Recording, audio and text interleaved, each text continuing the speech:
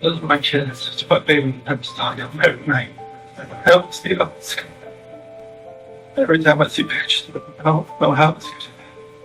Being a dad was the best part of my life. So I took it all away.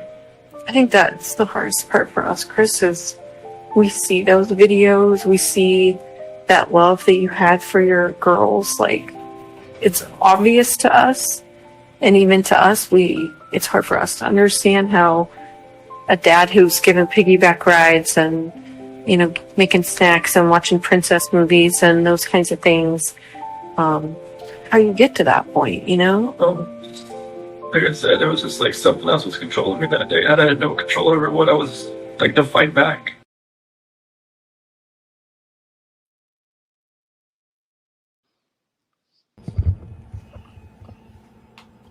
Good evening, everybody. How's everybody doing tonight? Dave, can you hear me? Yeah, sounds good. We're Okay. late because Kimberly had to go get some snacks. Yeah. But what's the reason, like the 9 a.m. 911 call? Why would they want to cover that up? Other than to cover their own butts up, or to keep Rourke's narrative that, you know, he acted alone. Mm-hmm. Yeah, well, I'm pretty damn sure we got that 9 a.m. call figured out. I mean, I can't believe it took us 6 years to kind of put that together, but I think we got it figured out well enough to prove that it damn sure happened. And we're going to show y'all that tonight after this. Because we talked, should we talk about that tonight? And Dave's like, we might as well, you know. I don't think I saw any questions. Did you see any, Nope. Dave? Nope. No. So I'm going to mute here and let it fly. Okay. All right. Well, we're going to start these clips, y'all, and we're going to start off with the very last little one we had the other night about the sealed medical document that the defense filed with the judge asking it to be sealed. They had found this, the defense found this, and it's like it shook them up.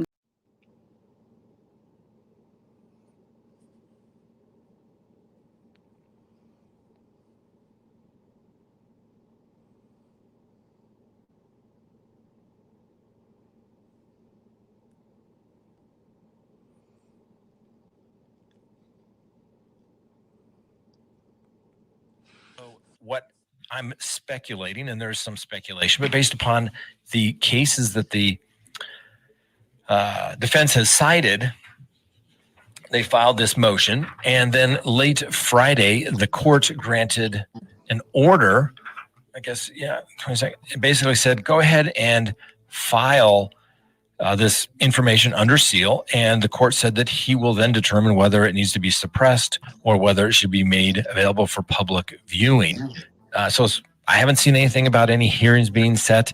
The information should have been turned over to the court, although I didn't see any submission receipt in the filings either, because I think the defense has something. I believe the defense has some type of medical record that belongs to either the children or Shanann, that they either obtained through the course of their investigation or somebody gave to them. And then the question is, who gave it, under what circumstances, and is there a waiver? Because some of the cases that they cite to basically says that in fact, they cite to it, here's the Everson case. It says, noting that attorneys may not disclose attorney-client privileged information even after the privilege holder has died.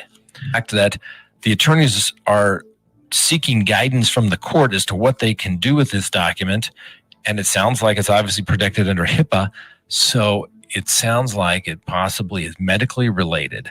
There may be, I don't know if she was seeking, obviously medical care. We know that Shanann had lupus. The case also that they cited, in that particular case, there was a suicide note. And so they were fighting over, they wanted the note. So it's very curious to see what the defense has obtained and how they obtained it. If it was randomly mailed to them, or if they came across it, or if it was in files that, the family came across when they were cleaning out the house. Who knows? But it's going to be interesting, ladies and gentlemen. Bob, I'm confused because we're still trying to figure out motive here, right? And the details of how they actually died. I've really looked into this, Jesse. We tried to make sense of the prosecutor's statement after the plea, which was that he thinks the prosecutor, he knows what Watts' motive was, or the email. Nevertheless, what happened was he says he didn't want to take another statement from Christopher Watts because he couldn't tell whether or not he would tell the truth or not. This is very odd for a prosecutor. If you're taking something off the death penalty, and I've done this, if you're taking out of the death penalty, I want him to sit down with my people, give me a full proffer as to the reasons why, how, when decisions were made, so on and so forth, for two reasons. One, for finality for the family, but secondarily, if he decides a belated assertion of innocence or he wants to withdraw his plea for some reason, I have him in a box that he can't get out of it, that there was a defense that was not pursued by his attorney. So it's very unusual to me that a prosecutor would ever say, Jesse, no, that's okay. I don't need a statement from you. At least that's as I understand these facts. It's almost, I keep caveating that because it's so peculiar to me.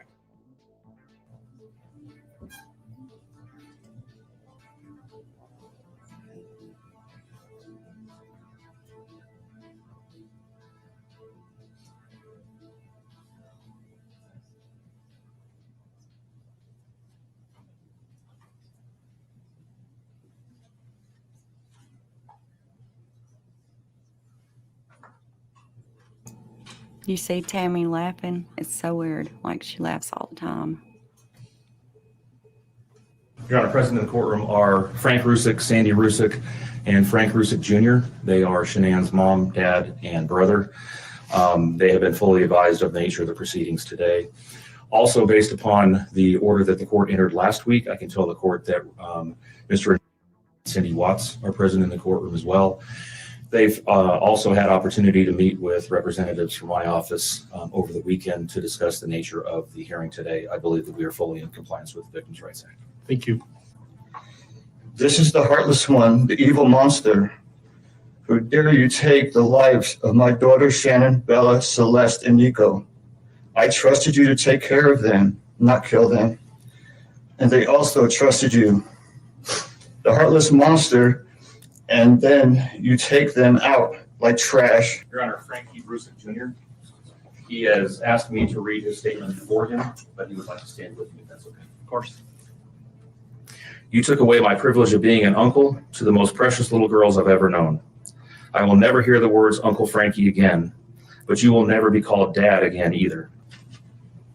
Your Honor, Sandy Rusick would like to address the court.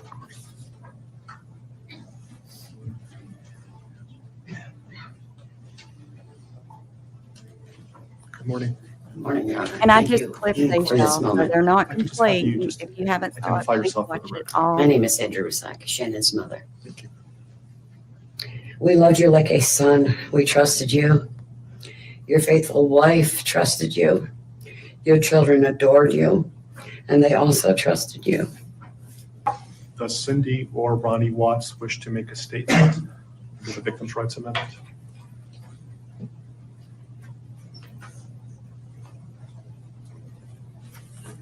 Good morning, Ms. Cowers. Good morning, Your Honor. And if I can have you folks introduce yourself for the record. I'm Cindy Watts. Ron Watson. Thank you. And I have authorized you to make a statement to the court as paternal grandparents of the children. I am still struggling to understand how and why this tragedy occurred. I may never be able to understand and accept it, but I pray for peace and healing for all of us. Thank you. Judge, if I could read Mr. Watt's statement. Yes. And one of the most important things I've done in my life is to raise my children and to watch as they started their own families. I spent many years coaching Little League and talking to my son, taking him to the races, and sharing my love and knowledge of cars with him. This tragedy has impacted my family in so many ways. Beyond losing my precious grandchildren, our beloved daughter-in-law, we are forced to question everything. We still don't have all the answers, and I hope one day, Christopher, you can help us. Mr. Walker, is there any statements you would like to make on behalf of the prosecution? Yes, please.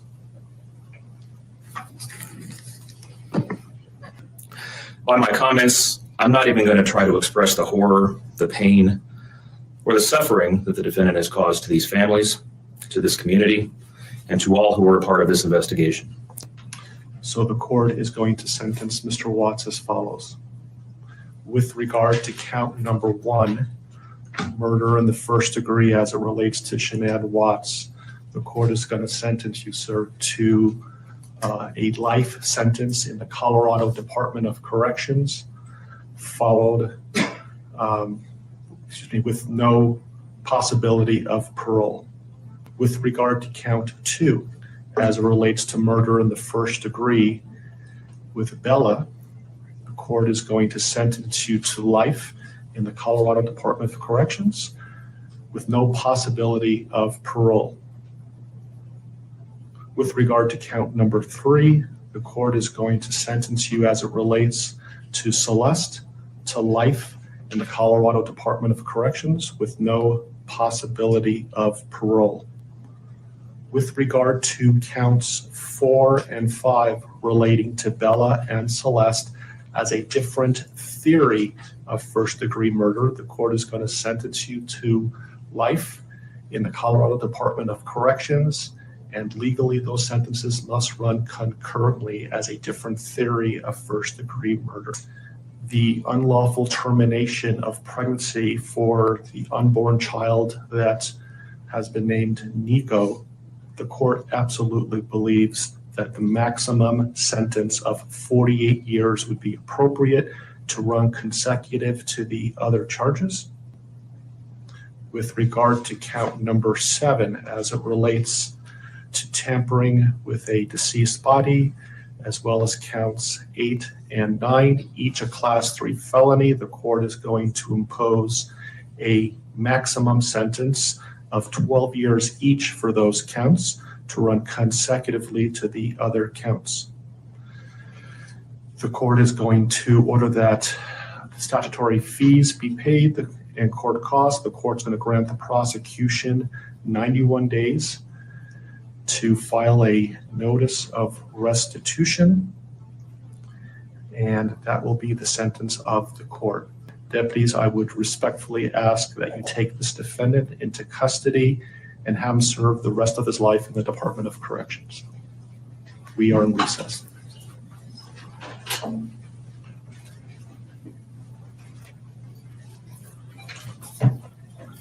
Please rise.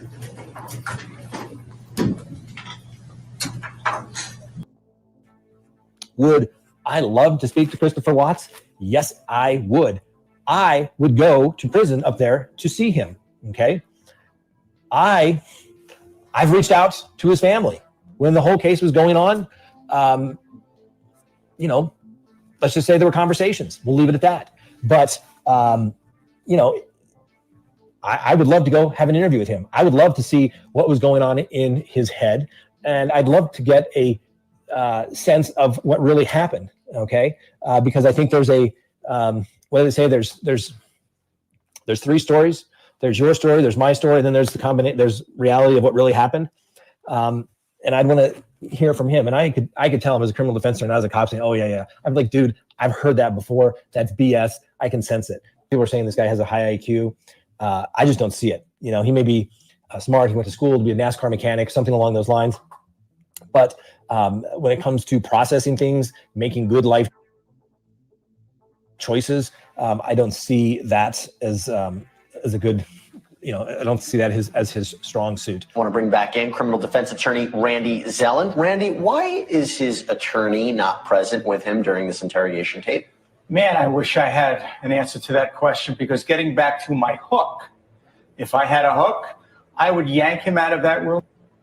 What you're watching is the unraveling of a human being by sophisticated, well-trained detectives. They do good cop, bad cop. We just want to help you. Let's get this off your chest. We can work with this. We're all human. They're not his friends. They're not there to help him. The second, if he should confess, the second he does, they are going to barbecue him. And they are perfectly allowed to do that. They're allowed to lie to him. They're allowed to deceive him. They are allowed to do just about anything to get what they want, which is a confession, which is why you never, ever walk in and allow yourself to be interrogated by law enforcement, A, without your attorney, and B, probably ever, because it's rare that a defense attorney would permit the interrogation unless there was an understanding, an agreement, a deal that had been cut beforehand. Is it the idea of, hey, I got nothing to hide, I'm just going to be honest and say something? Again, we can only talk ourselves into trouble as human beings. And what is human nature? Human nature is I can talk my way out of it. Human nature is if I keep my mouth shut, and it's bizarre because we don't take advantage of the Constitution, the right to remain silent. First of all, there's no one-size-fits-all answer. I think human nature, again, we want to talk ourselves out of a problem. Yes, there are these knee-jerk, instantaneous decisions that we make. That's why we have heat of passion as a mitigating circumstance in a case. The first version of events is he killed her because she killed the kids. But we've seen that happen before. Would that have been a successful defense for him? If you were looking at it from a pure strategic outcome standpoint, absolutely. Because here, with this version, she killed them, I killed her. You've got the defense or the mitigating circumstance of heat of passion, which takes your intentional murder and turns it into a manslaughter case. And depending on the manner of her death, you may even be able to bump it down further to a negligent homicide, meaning I didn't perceive the risk that I would kill her. Again, far more manageable. And if you really wanted to go for the brass ring, you could almost argue justification defense of others, but let's assume you're pushing your luck. But certainly it would be far more manageable. Randy, you were making an interesting point to me as we're watching this. The fact that Chris Watts pled guilty, you feel the statement, and correct me if I'm wrong, of Michael Rourke is unnecessary. That is unfair to things that are unnecessary. The reality is a prosecutor gets up and makes an argument when there is a disagreement. But in a situation where it's pretty much understood what's going on here and what's going to happen here, why are you doing this? My reaction, my visceral reaction watching this, aside from why are you torturing the family, and law enforcement are not trying to befriend Chris Watts. They're not trying to help him. They're trying to get a confession so they can present a file to a prosecutor with a bow on it. There's nothing to do in this case. You get that in there because you've already cracked them. They knew they had him. Now you finish it. Why do you think he pled guilty in the sense and not even tried to take this to a trial? Look, we don't know what goes on behind the scenes, but again, assuming that there was something to negotiate, like I'll take a plea, maybe the case never goes to trial because you can negotiate a disposition based upon a heat of passion, a manslaughter, and he could go on with his life. Did he really believe that by getting rid of his family, he could live a nice, happy life with his mistress? Well, that assumes that he was thinking about what he was doing and that there was any rational brain function. His life has been kind of weird. Hasn't he been transferred to a Wisconsin prison and because of security concerns? Like, what does the remainder of his life look like? Awful. And you said earlier, maybe death is an easier way out. There is a code in jail. It's a society, like any other society. And a jail and the prison population has its own set of rules and its own way of exacting justice. And there are certain crimes that are not okay. He is going to have a horrible life, assuming he has much of a life in jail, because he wouldn't be the first person to be found dead, either by his own hands or by someone else's. Marty Joe Schneider, Philadelphia, Pennsylvania, SchneiderLawyer.com. Thousands of cases and a huge background as a former Philly assistant public defender and law clerk. I'm not going to go into all those credentials because we've just had some really riveting and powerful testimony in this court. Marty, we're going to break this all down, but general thoughts? I mean, you've been in and out of that courtroom your whole career as I have. Pretty powerful. What do you think? It was very high. But then I thought the district attorney's statement really would put a chill on that again, by bringing out every little thing and saying, we know why, because this is so disgusting and so heartless. I think that doesn't leave a lot of room for Chris Watts to want to talk anytime soon. Yeah, I'm a little confused, Marnie. Maybe you can help me out. Having been a death penalty prosecutor, homicide prosecutor, ahead of an agency like the prosecutor that allocated today, you have the death penalty on the boards. But here's the deal. I get abiding by the victim's family's decision. But before I'm doing that, you are coming into my office in a proffer session. And you were going to stop all of the Band-Aids and all the lies and all the deception. And you were going to give us verse and chapter about every single thing you did and why you died to. This family is now left with a big hole, a big question mark. Everyone is. Every single person said it, including the district attorney. But the district attorney had the ability to straighten that out. It really kind of said, I think he said exactly that, that nothing could ever satisfy, no reason could ever satisfy any of us. Well, obviously no one would agree with whatever reason he gave. So I thought it was very strange how hard he came at him, knowing that there's mandatory sentences on this. The prosecutor had the ability to nail it down now. And to be standing up there, I'm just confounded. To be standing up there saying, we don't know why or how, and he probably would have lied to us, is confounding. They'll never get a direct answer as a result. The prosecutor obviously has a theory of the case, which is that he was cheating on his wife, wanted to get out of the marriage, and is a violent, horrible human being, and that's why rather than divorce. He could have led with what they've gleaned from the evidence and also asked Mr. Watts to come to the family and tell them what they're missing. Good morning. And I was upset what was that didn't confounding to me, to add to what you just said, was that he actually references a previous false statement as the potential for the motive in the case, when he had every legal tool in his tool chest to say it's death penalty unless you come in and give us credible, truthful information. I'm confounded by this. His parents had made some statements in the press recently where they said that their son had been coerced into a plea, and they disagreed with. And I think that this was probably really important for upholding the plea, because the judge can say, no, I'm not accepting a plea to life, and kind of toss it back at the prosecutor. But in order to convince the judge and convince the public, they probably let her put into more eloquent terms what. But how did they go to the prosecutor's office, to the district attorney's office, and come out with any clear answers? Because we still don't have the answers, because they never asked the son when they had an opportunity to. We've been asking this question as to why the prosecution didn't do a little more on getting us the motive behind all of this that they had when they had that opportunity, because everyone kept asking question mark, why, how come? Maybe we'll figure it out later on. Hey, Larry, that's the prosecutor, Michael Rourke. Now, you're out there in Colorado. Is that a typical thing that the head district attorney gets up and allocutes and makes a sentencing argument?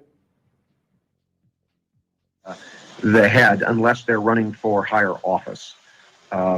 This part of the case is astonishing. I'll tell you how I view it as a prosecutor in a case like this is I would go to the coop on a death penalty case. If I lose it, so what? He's going to get the life without parole convictions anyway. But I want something in return for that, because he's got this girlfriend, whatever she is or isn't. Was there anyone else involved? I'm not saying the girlfriend was involved. Were there some motivating factors? I want to know the why. I don't want to leave the victim's family wondering for the rest of their lives. And another why is, why didn't they go for the death penalty? Right. Why didn't they say, let's take this case to trial? But you never know what the evidence is that the prosecutors have, and there's a concern that there might not be a conviction. Right. So you just don't know, because it's not out there. There's no certainty to trial, that's for sure. We're back to Christopher Watts.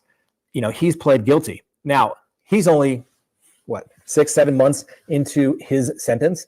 He has confessed, not only by his plea, but by his interview to the detectives, and then his follow-up interview that was done with the FBI, Colorado Bureau of Investigation, and the Frederick Police Department up at his new home up in Wisconsin. But over the next 20 years or so, Mr. Watts, and I use the term loosely when I say Mr., so I don't need a lot of commentary. Why did you say Mr.? Chris Watts, he will, could potentially say, you know what, boy, I really don't like it here. I wasn't really thinking straight. My attorneys pressured me. I should do this. And literally, he could start a post-conviction relief. Now, most cases, there's kind of you have a short window in which to do that. Usually it's the same period of the statute of limitations of the offense in which it was statute of limitations. That is what you have to do. You have to file that post-conviction relief in that time period once the judgment of conviction is final, which is after the appellate decision. But on a murder case, there is no statute of limitations. So Chris Watts, if he wanted to do something along those lines, could do it 5 years, 10 years, 20 years from now and try to say that there was something there. Or he could say, you know what, I lied to everybody. And over the years, I'm just a big fat liar. I lied to my defense attorneys. I lied to the court. I lied to the cops. I didn't do it. He could actually do that. Now, who knows what kind of play it could get? He could, there could be new technology. Who knows what was actually saved?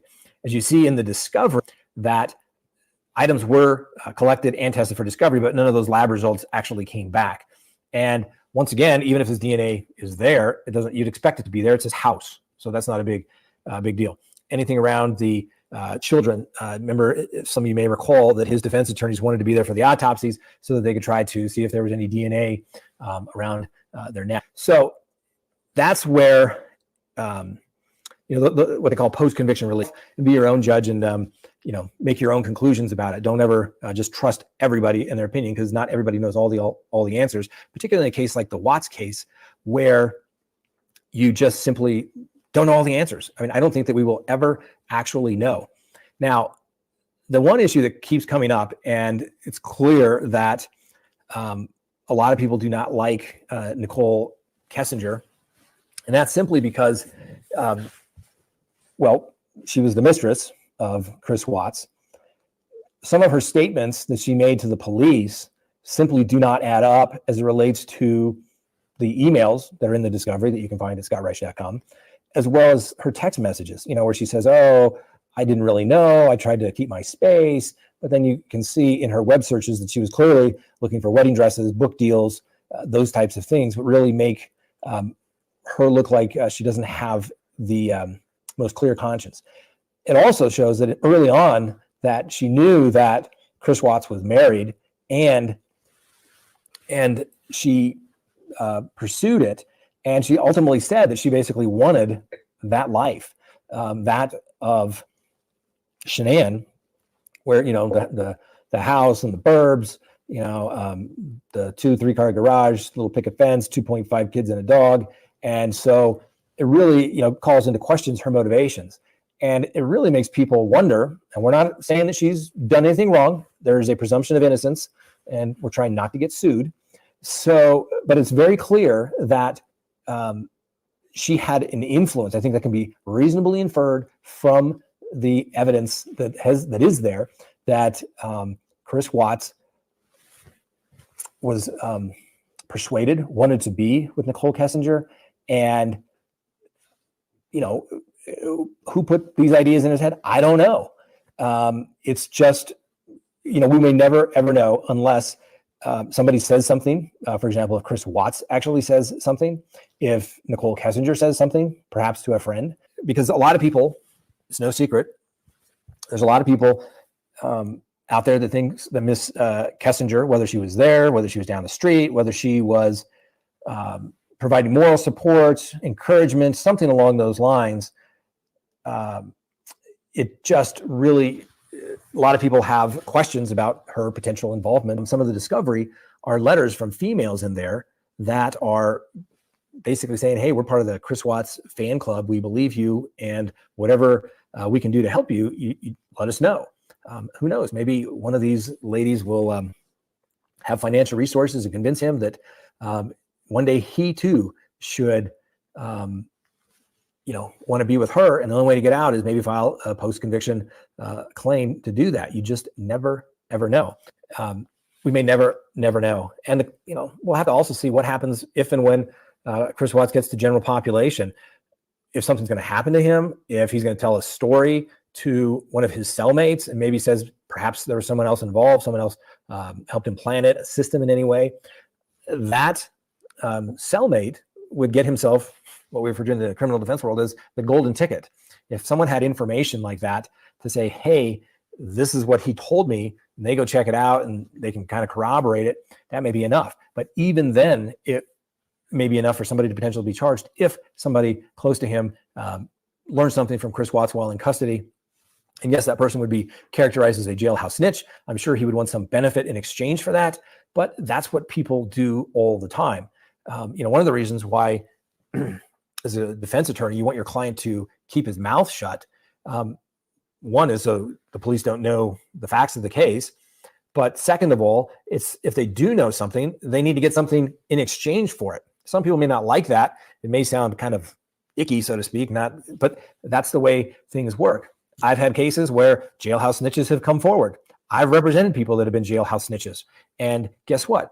If that information checks out and looks legitimate, my client wants something in exchange for it, a reduced sentence, a deal on something that is maybe on his case, maybe a new trial, reduced sentence is usually what you ask for. Or sometimes it's just simply, hey, I want to go somewhere where my quality of life in prison can be better. Move me out of state. I don't want to be at this particular facility because it sucks. There are no programs that somebody can get into. It just depends. So this case is far from over. It will go on for years, in my opinion, if not decades. The big question is where is Nicole Kessinger? Good question. I have done some quick searches to see if we couldn't find her. But now I think we're at the point, and I've had more time now, where I will have one of my private investigators try to track her down.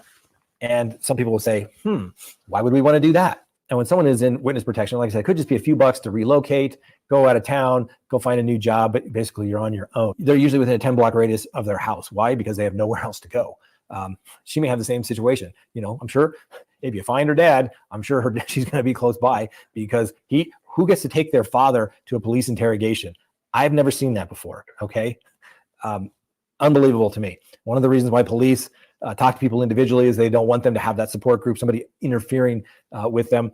Police don't even like when attorneys show up to an agreed upon statement or proffer agreement, because they want to have the person talk and not have the attorneys there sitting, whoa, this isn't covered. If we're giving you that information, we want to receive more benefit for that as well. Now, last week, lawyers representing Shanann Watts' parents.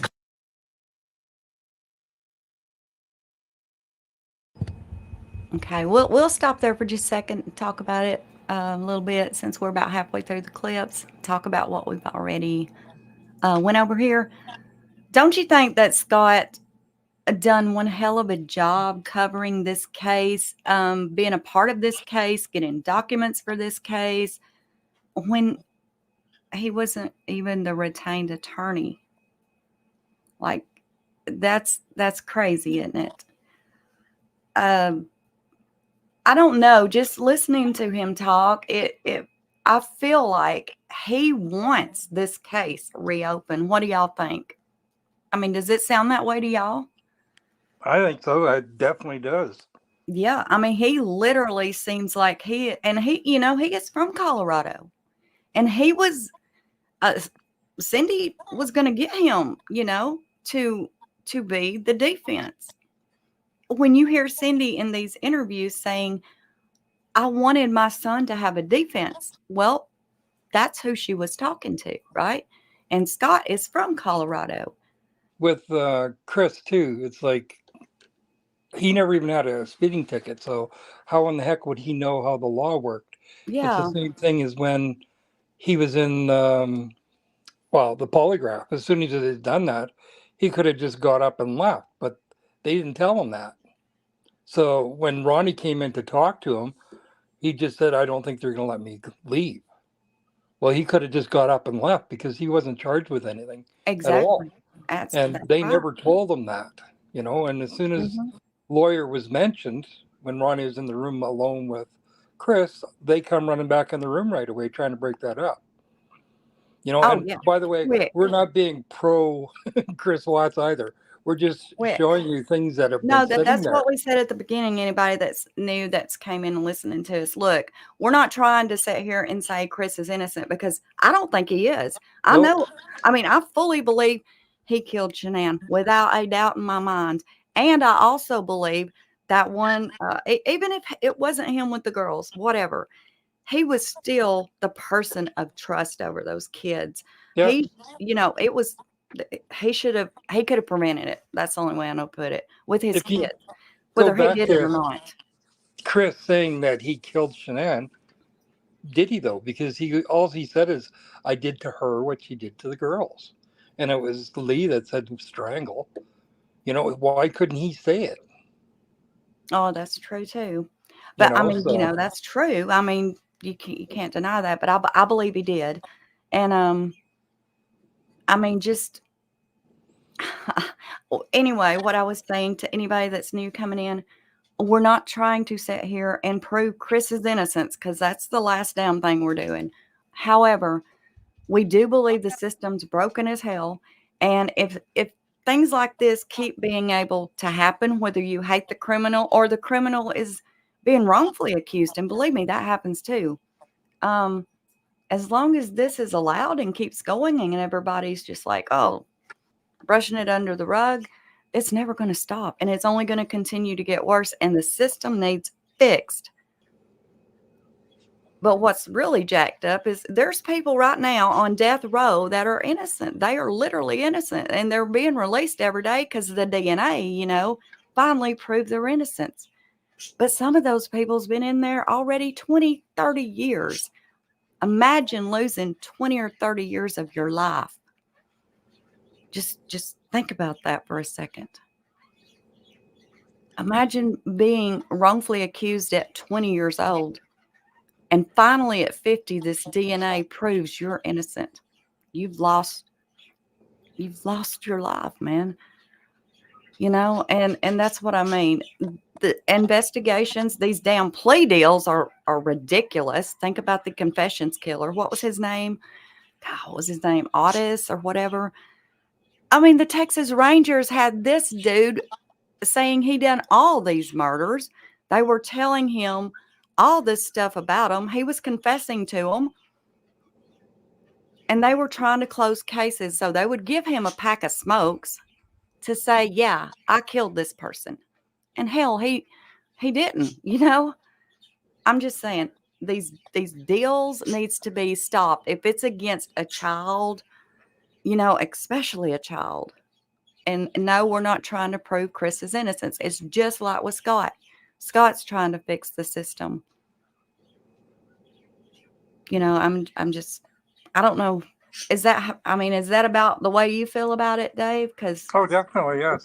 I don't. Again, it's completely different in the U.S. as it is in Canada. So, you guys have a lot harsher penalties than Canada does. But then, if you look at it, a lot of people in the States are wrongfully accused, locked up, and everything. But here it doesn't happen as much. So I don't know. You don't hear a third of the cases here as you do as in the States. So. Kez says, didn't Chris say that he took the plea deal because he didn't want to put anyone involved to be? Yeah. Oh yeah. That's what he said. Yeah. He just didn't want everybody to have to keep coming back and redoing it. Like Sandy and Frank have to keep coming back from North Carolina to Colorado. And he said that if he could wrap it all up, because did you see part 1? Because a lot of the attorneys explain in that part this, and it's just, yeah. And plus we showed Chris what he was saying about, basically his attorneys were manipulating him, and throwing hellacious scare tactics into him if he didn't get the hell out of Colorado. And the only way he was going to get the hell out of Colorado quickly was to take the plea deal and go ahead, just get it all over with right now, and because whether he says he killed everybody or just one person, he's still going to prison for life. But if he takes the plea deal, then they can wrap it up, and he'll get to go out of state and get the hell out of Colorado. They literally told him there was a hit on him. And if he waited to go to trial, then he would be put in a Colorado prison, and he would probably be killed in the Colorado prisons. They told him this. They told him this with full knowledge that he knew nothing about law.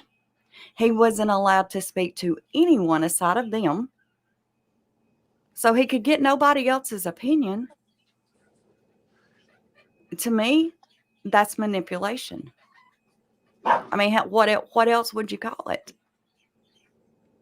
It's scare tactics, and then they go on to tell him, well, Chris, now remember, you don't have to take this plea. You don't have to. We will fight for you. I think they reminded him, look, we will fight it. If you want to, we'll go to trial. But, either way, you've done confessed to Shanann, so you will be doing time for that for sure. I don't know. It was very manipulative, in my opinion. And you know, some people even go as far, and some attorneys that you're going to listen to here even go as far as calling it a coerced confession. They do. And kind of on a, to be honest, I mean, even though Chris said no, nobody confronted him, nobody made him sign anything. He was well aware. I know he said all that, and I know he signed it before anybody comes at me. I know that, obviously, but scare tactics. Well, they told him it didn't Chris matter. wouldn't even know, right? Chris wouldn't even know. These people, just like that attorney just said, Dave, these people, they're very educated. They know what in the hell they're doing. And there's a thing called reverse psychology, right? I'm your friend, so I'm going to tell you this, and I'm doing it for your own good. And so Chris thinks, yeah, they're just doing everything for me. When, in my opinion, they were actually trying to hurry up and get him to sign that plea deal, throwing scare tactics into him until he did. That's the way I seen it. Well, they told him 1 life sentence or 5, it doesn't matter. You're not getting out alive. I mean, Rourke's pissed the death penalty. He is pissed. He's a full supporter of the death penalty. And, I support the death penalty in many cases, but I don't support it. And, I think there needs to be a full-on investigation and trial, obviously, before anyone's sentenced to death. But Rourke's a big supporter of it. But I think Rourke's a supporter of it for reasons other than like what I am. I think he's a supporter of it because he loves to use it as a bargaining chip. Because what's he got now? What has he got now? Because there ain't no death penalty there now. So what can he bargain with? Another thing too is when they had Chris in his paper suit, jumpsuit. He was in solitary confinement for 98 days.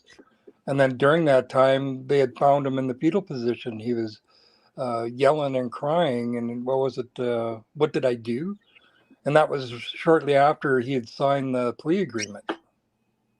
So we don't know if what did I do is because he signed the plea agreement or because what had taken place with his family. I don't know. Well, Scott, I don't remember if we watched it last week or if it's in this one. I can't remember, Dave. You may remember. I don't know. But I've been watching these so much trying to put them together. But he talked about Chris crying. I mean, he was fine confessing to Shanann. But when he started confessing to the girls, he lost it. Yeah. And at first, with the first plea deal, it was like he dropped to his knees and he's like, yeah, I can't do this. I can't confess to my girls. And that's when they started throwing those scare tactics in him.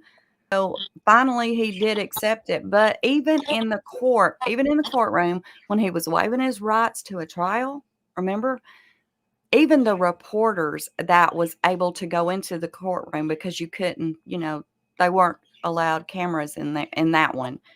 Imagine that. They would not allow the cameras in that one. All the other ones is on camera, but not that one. And I think that's because he was having such a hard time of pleading guilty to the girls. Because even the reporters that were in there, and we did show that last week, the reporter said, yeah, he went into the courtroom. He seemed fine. But when he said, yes, sir, he was pleading guilty to killing his girls, he was crying. Well, you go to Rourke too, being an idiot when he was describing Bella's injuries. Well, he never talked to the family ahead of time to tell them. That was the first they heard of the injuries, is when he was saying it in court. But Chris, he started tapping his foot right away, and you could see him crying when they were describing Bella's injuries. And then when they went to Dodge, he had to ask what they were talking about because he did not have a clue about Bella's injuries. No. Well, Dave, some of the things he said about the confession was like really, really jacked up. He's like, what all did he say about it?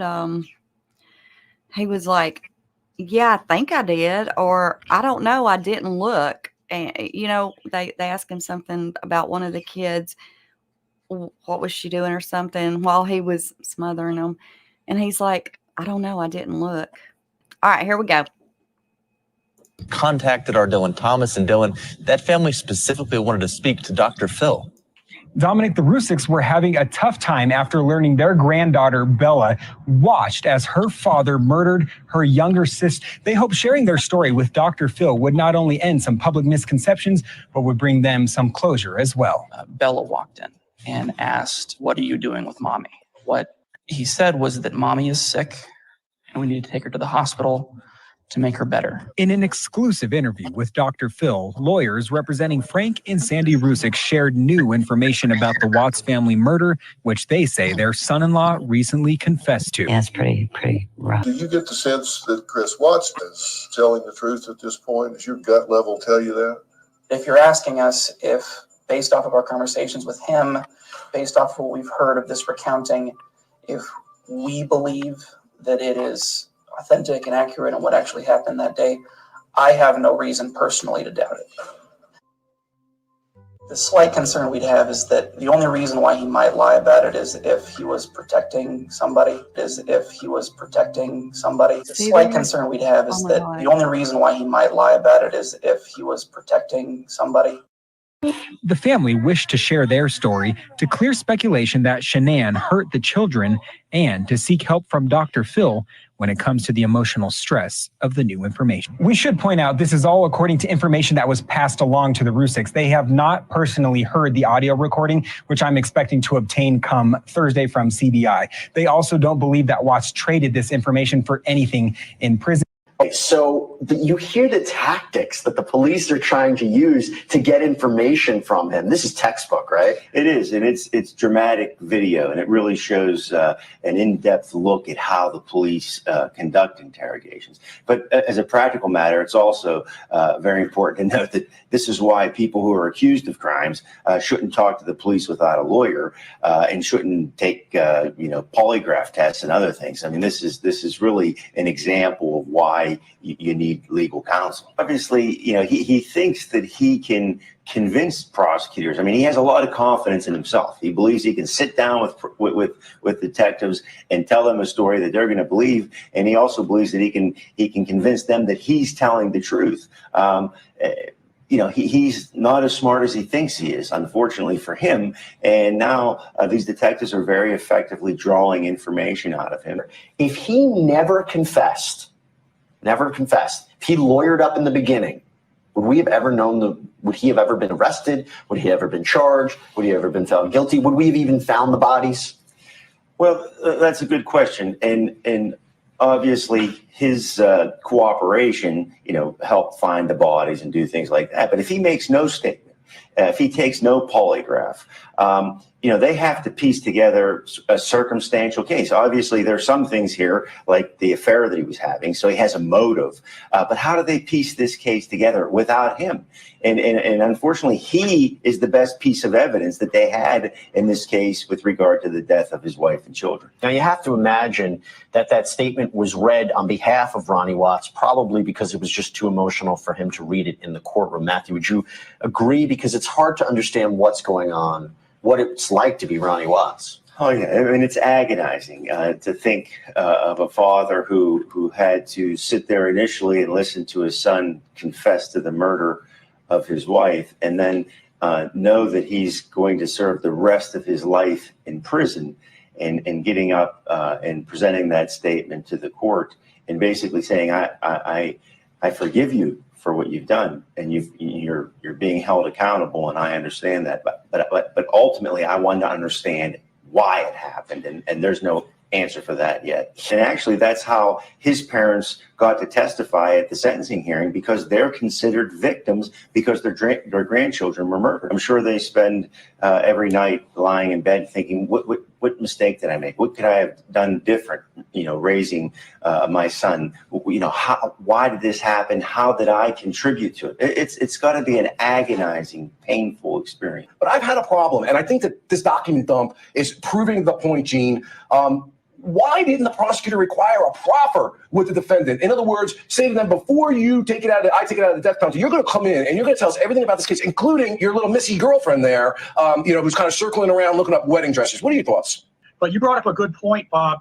I would tell the attorney for the defendant, we're going to drop the death penalty, but he's got to come in. He's got to pass a polygraph too. I want him to proffer everything he knows about, the circumstances of the murder for the family's sake, and also who was helping you, including Nicole. Yeah, you're right. I would have asked for that. Anyways, I just think it was a lost opportunity, and now gives him and his girlie Nicole the opportunity to talk about this for the rest of their lives, and we'll never know the real motive.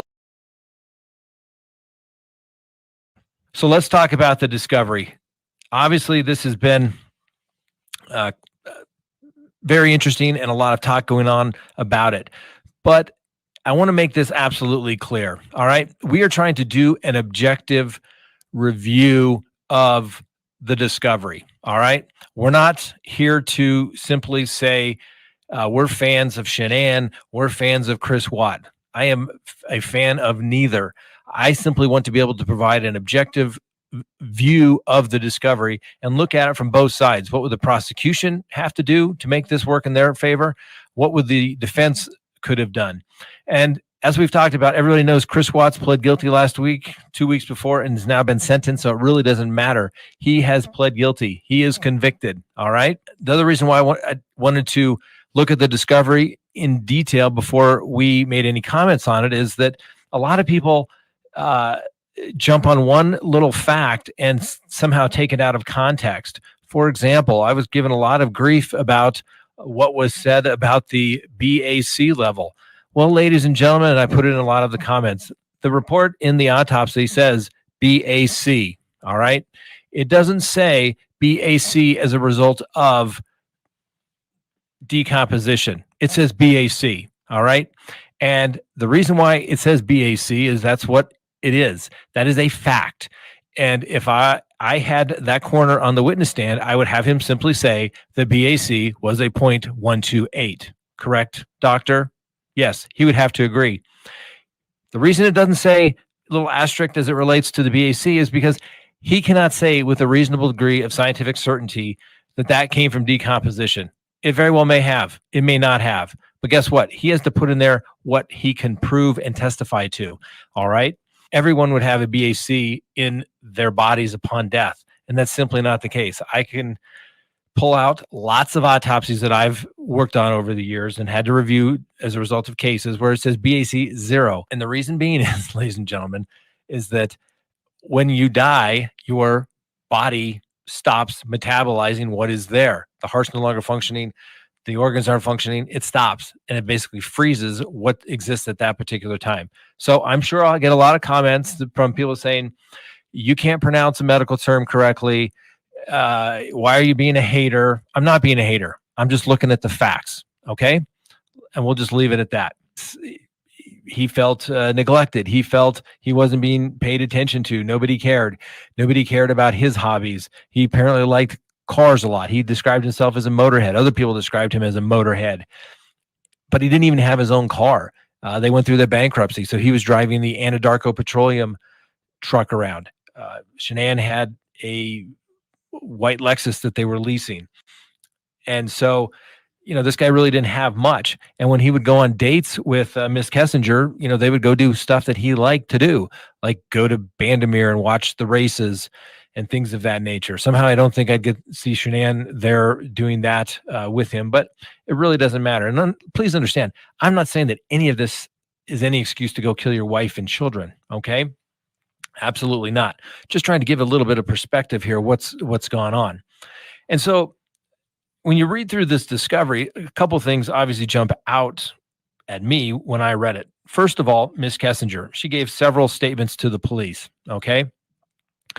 And the statements that she gave to the police were the first one was kind of really vague. Her father was present. Then she did a couple of telephone interviews. And at one point, she actually brings all of the clothing and items that she had of Mr. Watts at her apartment. And she wanted to give them back. And then she was going to provide her phone dump to him. But at some point, she's also detailing how she has deleted all of his information that she had in text message and things of that nature from her phone because she was upset. And once she figured out that this man probably murdered his wife and children, that she didn't want anything to do with him. But it was clear that these two wanted to be together. It was very clear that they were planning on spending their life together. And as I stated in an earlier video, I would have loved to have been a fly on the wall when the two of them were talking about the case. And in fact, Miss Kessinger goes through at one point and is literally giving advice on where the children should be going to school, helping them with the apartment, alimony, maintenance, providing them all these advice on everything that should be taking place in this divorce because they were going to be together, ladies and gentlemen. That was the goal, okay? And I truly believe Chris Watts killed his wife and he pled guilty to his children. So whether that happened or not really doesn't matter because he pled guilty to that. And as a matter of law and as a matter of fact, that's it. It's done. And what matters is why he did it. He thought that he was going to be together with Miss Kessinger. That's what I think comes from this, is that he wanted to start over again. He wanted a new life. This guy, for lack of a better term, couldn't handle it. He couldn't handle life. He had financial issues, whether it was his wife or whatever. Maybe he couldn't stand up to her spending. Who knows? He wanted a do-over. His children, I'm sure he loved his children. I hope he would have loved his children. But they had health issues and it seemed like it was always something. And guess what? Life sucks sometimes. And that's just a part of being an adult. And you don't go around killing people to get that fresh start. You get a divorce, okay? But you take care of your responsibilities. You don't go kill these people. But that's the other thing that rings through is he wanted to go do a do-over and start with Miss Kessinger all over again. And what I think is interesting is, and I'm not saying this, that she's not going to do it, and I'm not trying to get sued by anybody because I'm not saying she did anything, but I think that a reasonable person could look at this information that she provides, Miss Kessinger provides to the police, the information, although she came forward to the police, she's the one that said, hey, I think I have information. I think something bad has happened here. Let me help you. It's interesting that she was very selective in the information that she gave, and it was followed up by later information where she provided new information that she hadn't provided previously. Her first interview was to the FBI. And I think as we've all learned in today's world, lying to the FBI is not a good thing. People get charged if they're untruthful to the FBI. And so you have two options when you talk to the FBI. Either A, tell the absolute truth, which may not get you very far, may not do you well, or two, you keep your mouth shut and you don't say a word. But there's a thing in the law: anyone who aids, encourages, abets, or assists somebody in the commission of an offense, if you know that the offense is going to take place and you do something, you can go and encourage them, say, hey, you should do it this way. You should do it that way. Wow, I think I'd do it this way, and something along those lines. And you can be charged like you had done it yourself. Okay. So if you're a cheerleader and you're rooting somebody on, you're giving them advice. Okay. There's a lot of advice on what Mr. Watts should be doing for the divorce, for anything related to ending his relationship with his wife. And then we go on in the discovery, and we briefly talked about this before, but how poorly planned or thought out this crime was.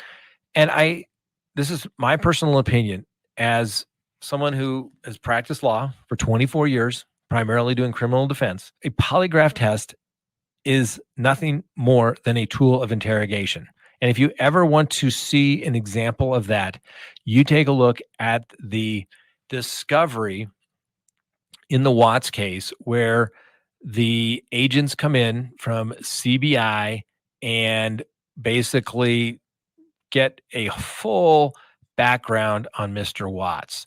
They talk to him about his growing up, his childhood, where he went to school, all those things that you normally don't get unless it is part of an interrogation. You're trying to find something, some weakness to exploit to get somebody to talk. And in this particular case, the police were able to get him to talk. And when I say it's a tool of interrogation, from the time he went in to start this polygraph to the time that he ended it and was arrested, it was some 6.5 hours. Okay. And the actual polygraph was 3 questions. And that's really all you have to do in a polygraph. Okay, here we are. Let's get some information from you. I'm going to ask you these questions. They tell you the questions in advance. This is what we're going to ask. And then they do the baseline. The basically says, hey, is your name Scott? And they have you intentionally lie. Okay, no. Is your name Scott? No. And it kind of establishes the baseline of where the little charts and everything, the little needles on the charts go from. So he knows the questions. But they use it as a tool in this particular case to get him to talk, and talk he does. And the detective that was out at the well site, it's like, hey, let me go fly this drone out there. This is like 9 o'clock in the morning. In the meantime, he's out there flying around and he's finding this information, and he's in contact with the detectives, and they're saying, hey, he just confessed and here it is. But throughout his confession, he always maintains, and he never says otherwise, other than in court, that Shanann was killed because he just lost it, because he had witnessed her kill one of the children and then the other. Now understand, he pled guilty to killing all 3 of them and his unborn son. They knew he was lying. They knew about the girlfriend and didn't confront him until the very end. They always bring the suspect in last when they think they've got just enough, and they try to see if he's going to break. And if he had kept his mouth shut, it'd be a complete game changer. And understand, ladies and gentlemen, this is from the criminal defense perspective. From reading the discovery, I would have filed a motion to suppress that statement, basically based upon psychological coercion. Now, the prosecution would probably, inevitable discovery, or we already found Shanann's body, we would have found the girl's body as well. But I really don't think that the detectives had any idea that the girls were in those tanks until they were told by Mr. Watts. And if you prevail on that motion to suppress, they have no evidence. Mr. Watts could have walked away. And then you have, Miss Kessinger. Who knows what she's going to do? Is she going to just go away? Is she going to write a book? Is she going to tell her story? She did go forward to the police. Was it because she's a very good person? I'd like to think so. Or is it because she was trying to cut the situation off at the pass and protect her? Did she say something to him that put something in his head that, hey, this is the only way you're going to be with me, is you need to get rid of the wife and kids because we're not going to be doing this? Or is it simply a case of a guy that just didn't like reality and couldn't handle it, and so he killed his wife and kids? If you want to leave a comment, please do so. Be polite, respectful. That's what I like about being an attorney, is there's still respect in the world. One side speaks, the other side speaks, and then, in court, the judge will make the decision, or a jury makes the decision. But everybody's still polite and respectful. I actually got people that left comments that said I was being too nice by calling Mr. Watts at some point a gentleman or Mr. Watts. It's just habit, ladies and gentlemen. It's just called being polite and respectful and conducting yourself in a manner. We don't have to go around calling everybody names. Don't get me wrong. I can throw those names around like anybody else. But, that's what separates, the professionals, is to keep the decorum. Otherwise, our legal system may have its flaws, but it's still better than anywhere else in the world. And if we start reducing ourselves to simply name calling, then we're simply nothing more than some third world despot country whereby, the decision's already made before he came out. So this case has enough for everybody. If you're a supporter of Shanann, you can say she's an absolute victim. If you're a supporter of Chris Watts, you can say that he was an abused husband and acted in, a rational way, what have you. There's enough for everybody. Now, remember what I have said regarding the 12 undeniable truths of life from a criminal defense attorney? Yes. Rule number 1, it's always about the money. And when they say it's not about the money, then it's about the money. Now, Chris Watts, obviously in prison for the rest of his life, having pled guilty for the death of Shanann Watts, his 2 daughters, Celeste and Bella, and also his unborn child. He will never get out of custody. It's simply not going to happen. But what has come out recently, and frankly, this kind of flew under the radar. Chris Watts, while working at Anadarko Petroleum, signed up as part of his employee benefit plan for life insurance. The payout for these 3 individuals would be some $450,000. Needless to say, Chris Watts will never share in those proceeds. So the situation then becomes what to do with the money. Company, Zurich American Insurance Company, which was to pay out on the life insurance policy, had multiple claims to those proceeds. Now, the first person seeking the funds to the proceeds from the insurance policy were Franklin Ruzek, which is Shanann Watts' father. And he was doing that on behalf of the estate. And in this particular case, Zurich American Insurance Company, the people that had the policy that would have to pay out on the policy, said, hey, we're not sure what to do here, Judge. We have Franklin Ruzek as the personal representative of the estate of Shanann Watts. We have Franklin Ruzek individually, and then we also have Sandy Ruzek claiming money as it relates to this insurance policy, some $450,000. So the insurance company says, hey, hold on.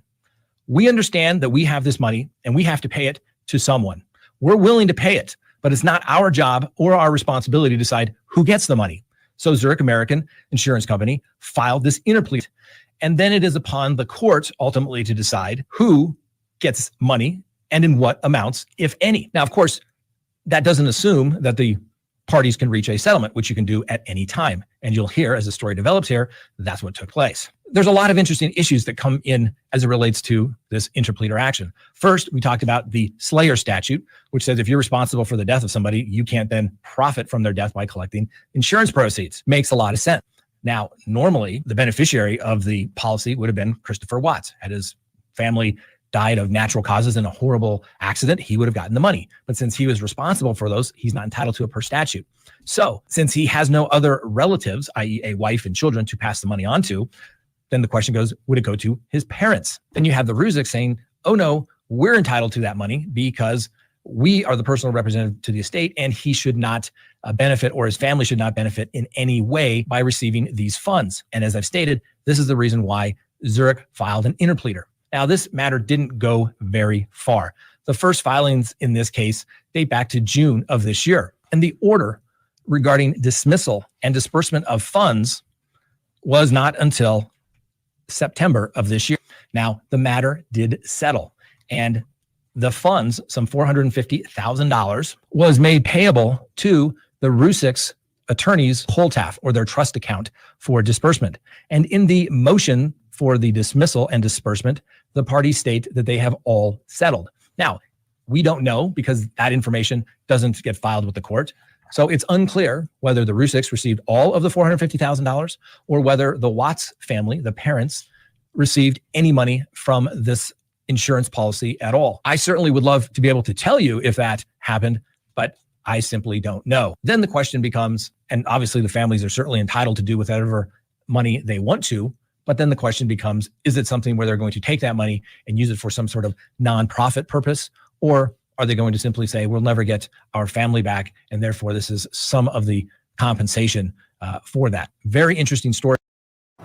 I got to be honest with you. I've been a little critical of one thing about this case, and that is when the prosecutor took it out of the death penalty and allowed him to plead to consecutive life without parole sentences. He never did another interview of the defendant. The prosecutor's explanation was that he wouldn't believe anything Christopher Watts would say. I find that to be extremely incurious for a prosecutor. If it were me, I would have said to him, you're going to come in if you want us to take it out of the death penalty. You're going to tell us chapter and verse, truthfully, every single thing that happened and the reasons why and the motives, because you kind of leave the family. If you listen to the sentencing proceeding, and I did the entire one, it was brutal to listen to this family say, we just don't know why. We don't know why. And it also opens the door now for Chris Watts and all these other people to opine for years and years to come about what their real motive and reason was. So it was a lost opportunity, but you're right. But why would you do that? If the FBI said that, and especially in some of these documents, that his storyline was changing so much, he wasn't making any sense. So Yeah, why would he tell the truth now? Well, because he's got a motivation. It's not to get the death penalty.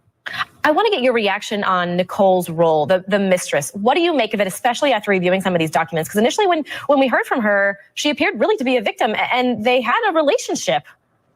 Yeah, I don't want to cast aspersions here, but I mean, we don't know. But we do know that the story is changing and evolving. We know that she had a relationship. We know that she expected that she was going to marry him. He was saying, according to her, that the wife was pregnant, 15 weeks pregnant at the time, by some other man, and then he changed the story, and she's changing her story. I mean, again, we go back to the incuriosity of the whole thing. I definitely want to know chapter and verse. Who's involved? Was there anyone else involved? When they're changing the story like that, you got to go, why is that? Yeah, and you look at some of her, like you said, her Google results from the wedding dress to Amber Fry, who we remember was the mistress of Scott Peterson. There's a lot of Google searches that surprise us in some of those investigative documents. Bob Bianchi, thank you so much. Those are my kids. It's what baby I'm talking about every night. I help stay up. Every time I see pictures of no house. Being a dad was the best part of my life. I took it all away. I think that's the hardest part for us, Chris, is we see those videos, we see that love that you had for your girls. Like, it's obvious to us, and even to us, it's hard for us to understand how a dad who's given piggyback rides and, you know, making snacks and watching princess movies and those kinds of things, how you get to that point, you know? Like I said, there was just like something else was controlling me that day. I had no control over what I was like to fight back. Okay, y'all, that's the clips I had for this show. Of course, I could have put a lot more to it, but I tried to keep it, you know, as small as I could, and it still ended up in 2 parts. But as you can see, the professional world sees this case a hell of a lot differently than much of the outside looking in world. You know what I mean? That's the only way I know to put it. And to be quite honest, even the professional people that I deal with almost on a daily basis has basically said the same things. And I thought, yeah, thank you so much, Vintage. I thought these clips were very important because we can sit out here all day long and tell y'all our opinion. But when we do, we are Chris lovers and we're Chris fans and we're pro Chris and we're pro Watts and we're victim bashing, victim blaming. You know what I mean? And there's people listening to me right now going, well, that's what you are. No, I'm not. No, I'm not. I'm speaking from the facts in the case and how the system is broken and how jacked up this case was handled simply to wrap it up as quickly as possible. And if you can't see that was done, then go back and watch our clips and listen to the professionals talk about it. And another thing, think about it, Dave. Every damn one of them talks about Nicole. Like, it's every one of them. Well, yeah, that and her dad being in the room, you know. So it's like, I've never ever seen that before. It's like, if that's the case, why wasn't Ronnie being able to stay in the room all the time? Instead, they had him waiting down the hallway. But could you imagine what would have happened if Cindy would have showed up instead of Ronnie? Oh yeah, Cindy was like a whole hell of a lot of women, and she's a big and always has been a big fan of like the ID channel and stuff. So she knew a little bit about law, you know. So yeah, it would have been a hell of a lot different, whole lot different. And that's why Chris didn't want her to come, because Chris knew his mom, and she's outspoken and she's very protective. We are not a channel that is like several other channels out there that is trying to sit here and go, we're going to change this case. We will show the proof. We will get this case back up. That's not what we do here. Not at all. We just look at the facts, talk about them, have a discussion. You know, like I've always said, we're kind of a mock jury out here, but we're not going to sit here and say, we're not going to stop till we find the truth and get this case reopened, because nobody's going to be able to do that out here. Y'all, let's be honest. Let's be honest. And I'm not throwing or saying anything derogatory about any other creator. And I respect the hell out of them for trying to do what they do. But we're not going to tell you that we're not going to stop, because we're not going to be able to change shit in this case. We're not. They don't listen to us. Right? It's gonna take, to be quite honest, it's gonna take Chris. That's it. It's gonna take Chris doing it. He's gonna have to talk, man. And he's gonna have to pull up any other evidence that he has that obviously Scott thinks he has too. Because if you ask me, Scott really wants him to go with that 35C.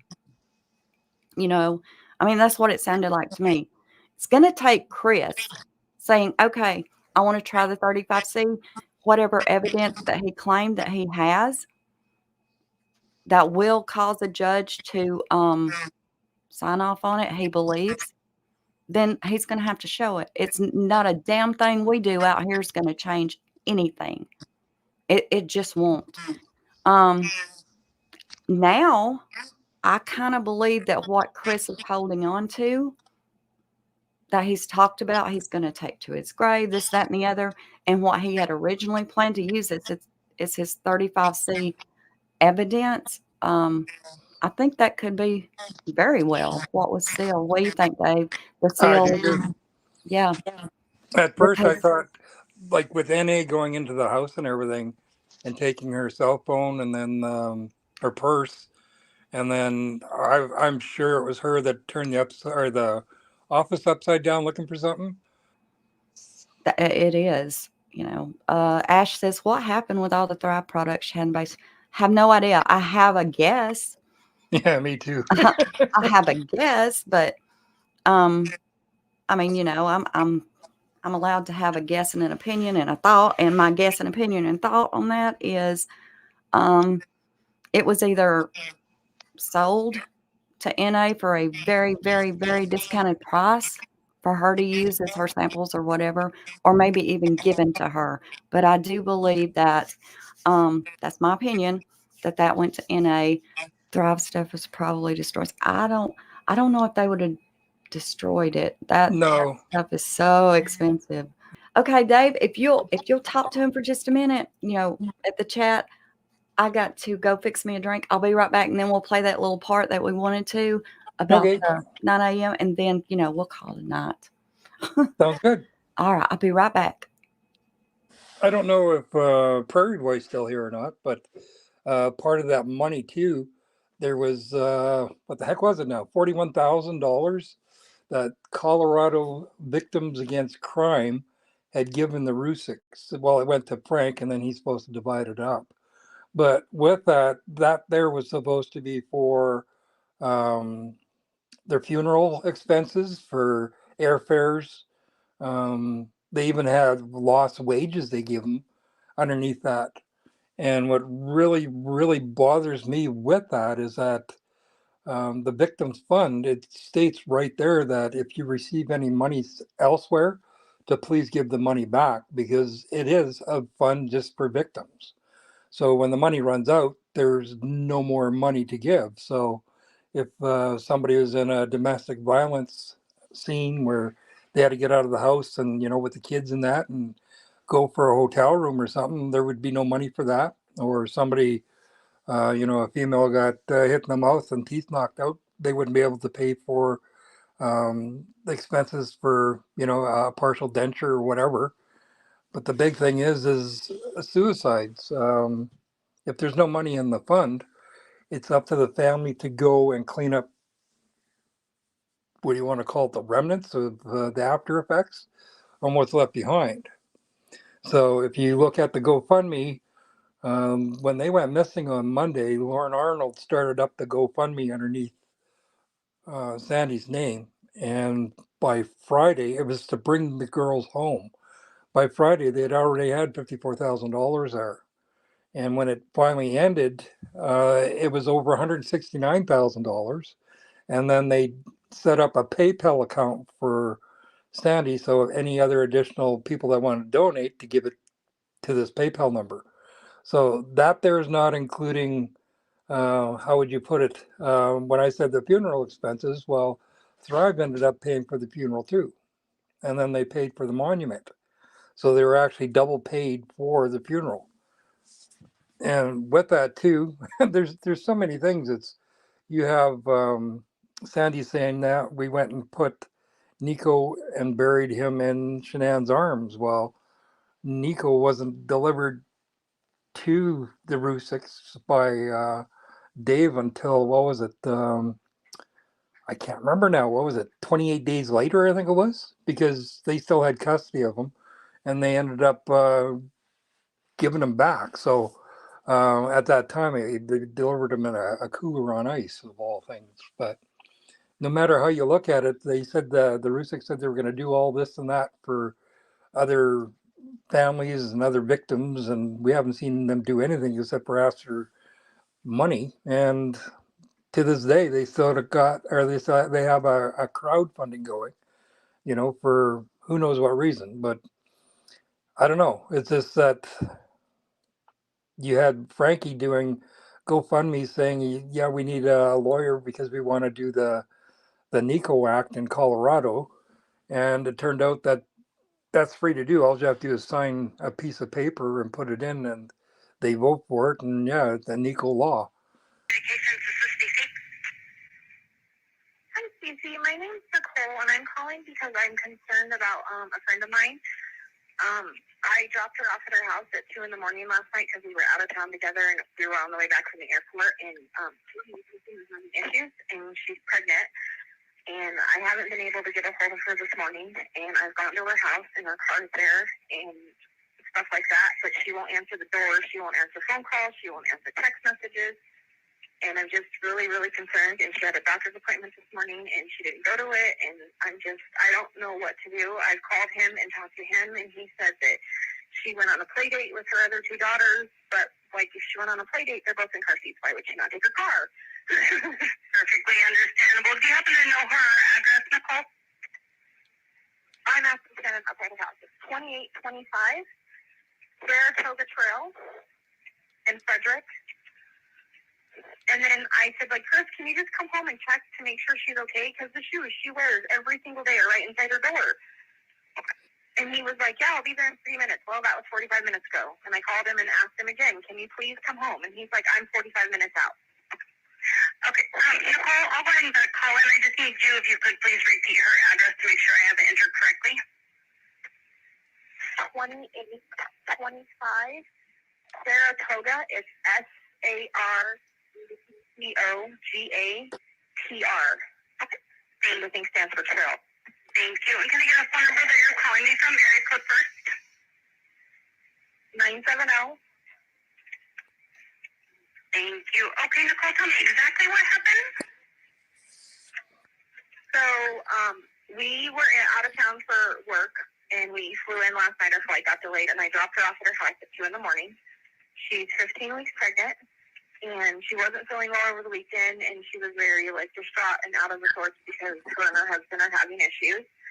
So, because she wasn't, like, eating or drinking and stuff like that. So then this morning, I was like, let me know if you need me to take you to your doctor's appointment because you're not feeling well.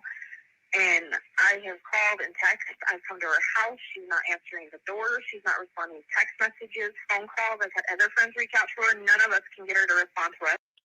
Why I love Envato Elements? I love that I don't have to animate my own texting conversations in After Effects. They have 2 little girls that are 3 and 4. I mean, there's no movement in the house whatsoever. And he states that she didn't take them to daycare and was going to go on a play date, but they're both in car seats and her car is here.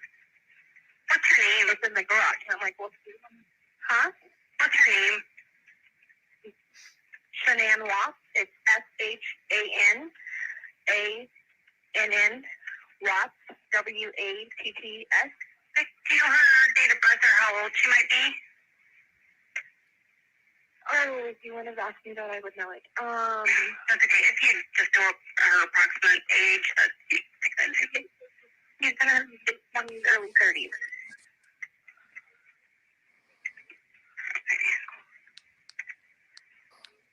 Bear with me here one moment.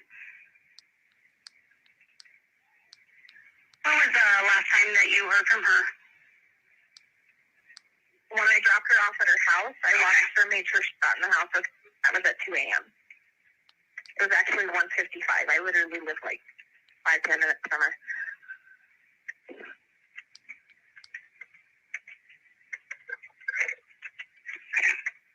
And her vehicle is it parked in the garage? Yes. It's a white Lexus. Okay. And I probably, because I was concerned, I know I don't want to get a doctor's office in trouble, but I went to the doctor's office because I've been used them as doctors, and I said, I know you can't give me things because of HIPAA, but can you just tell me if she showed up at her appointment this morning? And the lady was like, no, she did not. Okay. That's unusual behavior for her to not show up to her doctor's appointment? No. Okay. No. Pregnancy, like, she was so excited and then got blindsided from her husband that he wanted to separate a week ago. And her husband's name is Chris? Yes, his name is Chris Watts. And he told you that she went on a play date today with the girls. Okay. Yeah, with their 4-year-old. And she told me last night when we were driving home, she's like, the morning's going to suck because I have to take the girls to daycare tomorrow.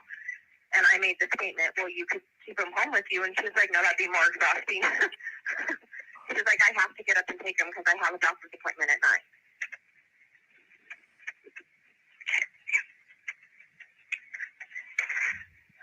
Bear with me here one moment. I'm just typing this information in the call here.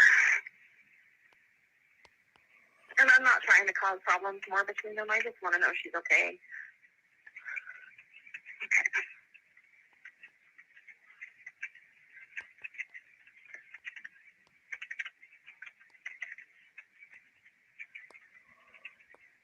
What's her phone number?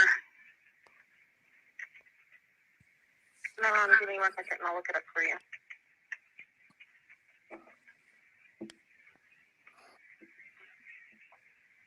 It is 910-850-3286. Okay. And Chris told you that he was on his way.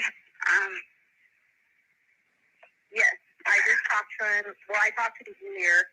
One of our other friends did via text because I was going to the doctor's office, and she said she would be here in about 30 minutes, and that was at 1:08. And then I called in and said, Chris, I'm at your house. I'm not trying to cause drama. I just need to know your life, okay? I was like, where are you? And he was like, I'm on I-70. I'm about a half hour to 45 minutes out. And I just said, okay, and then I hung up and called you guys because I'm just worried. Okay, Nicole, what kind of vehicle are you in right now? I'm in a white Dodge Dart. Okay. Alrighty, we do have a call in. Nicole, we'll have an officer come out that way as soon as we can. I would just advise you, to not try to make entry into the house or anything like that until the officers can get there. In the meantime, if you do hear from her, just give us a call back and let us know, okay? Okay. All right, you're welcome. Thank you for bye-bye. 2825 Saratoga Trail. So that's one thing Frank said, we could talk about the case as long as we go by the discovery. But when we did, we're finding all these errors, and then they start trying to strike us and take the videos down. Yeah. And falsely report us. Right. And if it isn't that, it's somebody out there going, look at them. They're pro Chris. They write Chris letters and send him their underwear. Yeah. Yeah. Sandy could have told the school, okay, we didn't got that. This whole case is crazy. Absolutely. Absolutely. And you know what? Honestly, y'all, it's not as crazy. It's not as crazy as they want us. They want us to think we're crazy. It's the way I feel it. Like Megan said earlier, they want us to feel that way. They want us to feel like we're like a dog running around chasing its tail. Every time you get close, it's gone again. That's how they want us to feel. But if you can look at it critically and logically and put your emotions out of the way and actually look at the facts and try to put some stuff together in a decent timeline, kind of like we do with What's Wednesday, the stuff starts to make a little more sense. It really does. I mean, it does to me. Well, the discovery is like a deck of cards that somebody shuffled all up and just put them in a pile, because unless you go and dissect that discovery and put it into a timeline, you won't believe what you're reading, because one sentence says this and the next sentence says that. Yeah. Like the girls wearing 3 different clothings. And then with Bella being adolescent, like, come on, you guys. Exactly. Okay, y'all. We're going to call it a night. It's, God dang, 3 hours. We're going to call it a night. The next What's Wednesday show, it's, it takes us 2 or 3 weeks to put together a good one. But we may just get on here and talk about the comments from these last 2 because we got them. And we're probably going to get some, I know we will. We'll get some of that on this one too. So that'll definitely give us a lot to talk about. And we'll probably do that in the next, I don't know, what, Dave, 2 or 3 days, maybe something like that. Maybe on Wednesday for we may do that and just go over these comments. I think that's probably what we'll do. All right, everyone. I want to thank you all for being here. All the mods, thank you all so much for what you did. Memberships, super chats. We really appreciate y'all. And thank you always, Dave, for what you do. Well, you're the brains of the outfit. So. This case. Oh my God, this case. All right, but everyone. thank you, everybody. And you guys have a good night. Good night, everybody. Thank you so much for watching. And do not forget to subscribe, like, share, and leave us a comment below on your thoughts of this video. And until next time, this is UnJustified.